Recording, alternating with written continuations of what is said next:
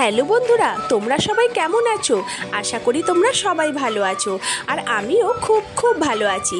আজকে লোকনাথ বাবার তিরোধান দিবস, তাই ভাবলাম চলো তোমাদের সাথে আমি কিভাবে লোকনাথ বাবার পূজা করেছি সেটা শেয়ার করি। আর তোমাদের যদি এই ভিডিওগুলো ভালো লেগে থাকে তাহলে লাইক কমেন্ট করবে, কিন্তু তবেই তো আমি জানবো আমার ভিডিওগুলো তোমাদের কেমন লাগছে।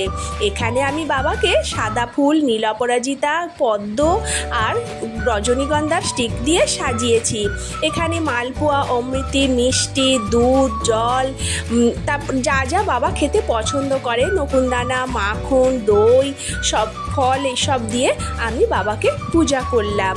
আর এইখানে আমি আমার ঘরে আরাধ্য দেবতাদেরকেও তোমাদেরকে আজকে দেখালাম। এখানে তারা মা, লক্ষ্মী মা সবাই রয়েছে। আর সব থেকে বড় ইন্টারেস্টিং ব্যাপার হলো, দেখো আমার গিরিধারীরা। এখানে আমার রাধা মাধব, আমার 3 গিরিধারীও সেজে গুজে বসে আছে। তোমাদের ভিডিওটা কেমন লাগলো অবশ্যই জানিও কিন্তু।